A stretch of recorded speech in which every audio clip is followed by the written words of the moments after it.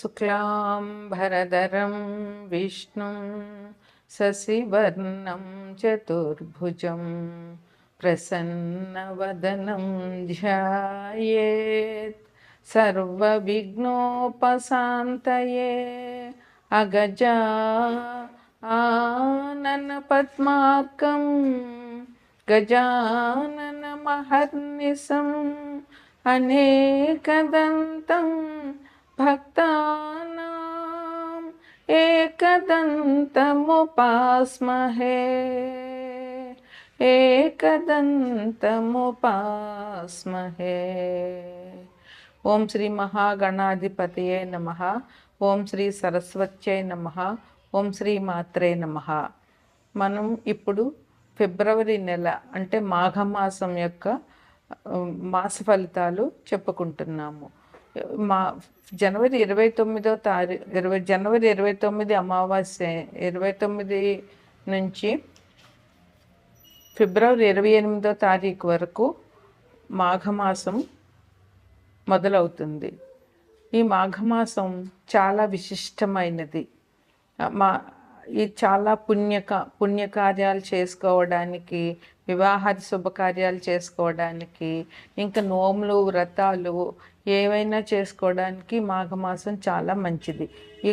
ఈ మాఘమాసంలో వచ్చే శివరాత్రి నాడు కొత్తగా నోములు పట్టాలి అనుకున్న వారందరూ కూడా, స్త్రీలందరూ కొత్తగా నోములు పడతారు. ఈ మాఘమాసం విశిష్టత ఏమిటంటే సూర్యభగవానుడి ఆరాధన. ఈ మాఘమాసంలో పూర్తిగా అన్ని ఆదివారాలు కూడా చాలా విశిష్టమైనవి. ఈ ఆదివారాలు సూర్యభగవాన్ ఆరాధన మనకి చాలా ఆనందాన్ని, ఆరోగ్యాన్ని ఇస్తుంది. సూర్యభగవానుడు ఆరోగ్యానికి ప్రదాత.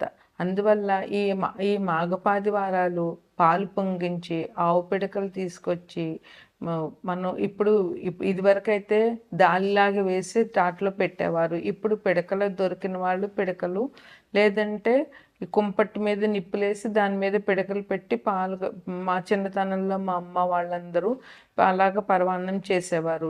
ఆ పరవాన్నం కూడా గరిటెతో కడపకుండా చెరుకు గడతో కలుపుతూ పరవాన్నం చేసేవారు. ఇప్పుడు దొరికినంత వరకు చేయగలుగుతున్నారు. లేకపోయినా ఆవు పాలతో పరవాన్నం చేసి ఆ సూర్యభగవానుడికి నివేదన చేయడం వల్ల ఆయురారోగ్యాలు అందరికీ లభిస్తాయి. మనకి ప్రత్యక్షంగా కనిపించే దైవమే సూర్యభగవానుడు. ఆయన ఆరోగ్యాన్ని, ఆనందాన్ని అన్నిటినీ ఇస్తాడు. ఏ గ్రహం బాగుండాలన్నా ముందు సూర్యుడు బాగుండాలి. నవగ్రహాల్లోనూ సూర్యభగవానుడు మన జాతకంలో బాగుంటే అన్ని రకాల సౌకర్యాలు మనకి లభించుతాయనడంలో ఎటువంటి సందేహం కూడా లేదు. ఈ మాఘమాసం జనవరి 29 నుంచి మొదలయ్యి ఫిబ్రవరి 28 వరకు ఉంటుంది. ఈ మాఘమాసంలో 4 ఆదివారాలు మాఘపాదివారాలు అంటారు. అట్లాగే 4వ తారీఖున రథసప్తమి.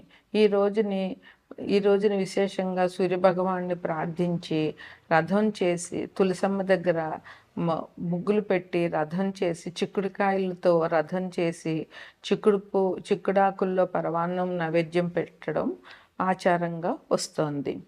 అట్లాగే ఈ మాఘమాసంలో 3వ తారీఖు అంటే 3/2/2025 వసంత పంచమి, సరస్వతీదేవి పూజ చేయాలి. ఆ రోజు సాధ్యమైనంత వరకు తల్లిదండ్రులు పిల్లల చేత సరస్వతీదేవి పూజ చేయించి తోచినంత నైవేద్యాలు పెట్టి పిల్లలకి పంచడం వల్ల సరస్వతి అనుగ్రహం పిల్లలకు కలిగి చదువు సంధ్యలు వారికి బాగా వస్తాయి.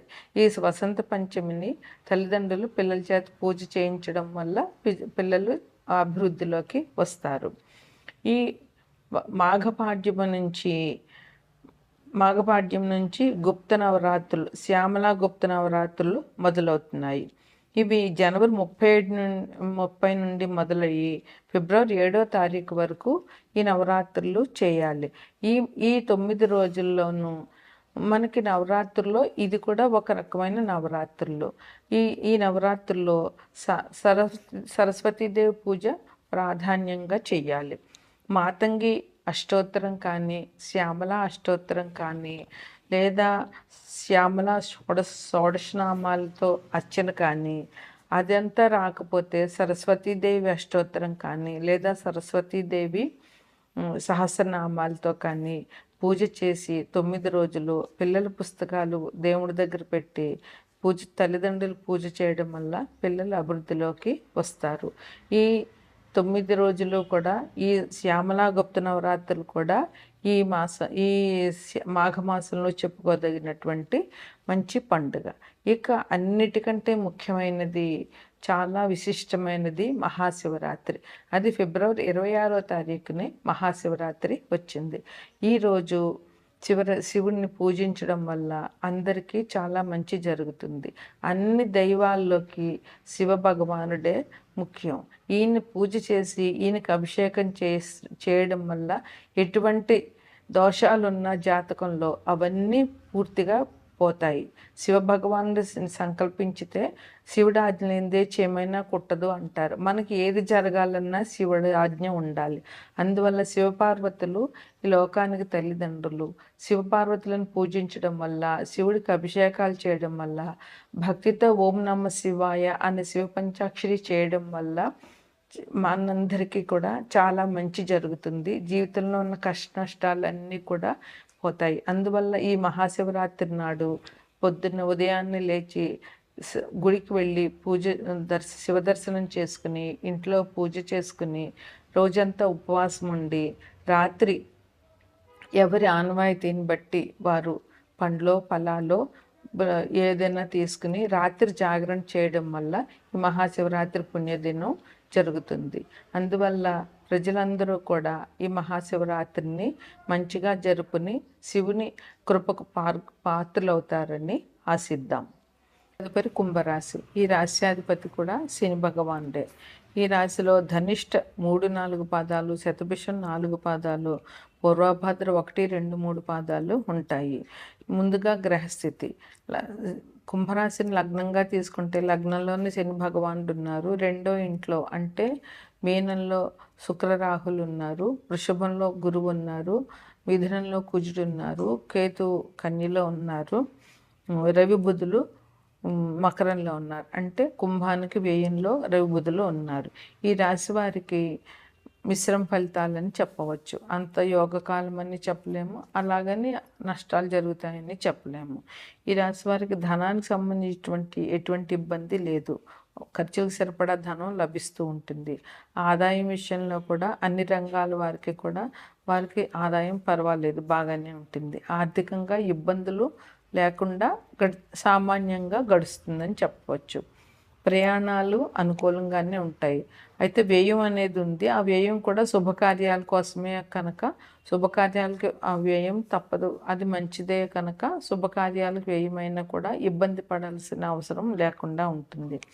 వీరు ఎవరిదైనా ఏదైనా ఒక ఖర్చు పెట్టాలన్నా, ఒక విషయంలో నిర్ణయం తీసుకోవాలన్నా, విషయంలో అయినా ఎదుటివారి ఆలోచన చేసుకోవడము, పెద్దవాళ్ళ పెద్దవారితో సంప్రదించడము, వారి సలహాలు తీసుకోవడము ఈ రాశి వారికి ఈ మాసంలో చాలా మంచిది. ఎందువలనంటే దానివల్ల తర్వాత ఇబ్బందులు పడే కంటే ముందుగానే జాగ్రత్త పడడం అనేటటువంటిది చాలా మంచిది. అంతేకాకుండా కొత్త వ్యక్తులు మీకు పరిచయం అయినప్పుడు వారితో కొంచెం జాగ్రత్తగా వ్యవహరించండి.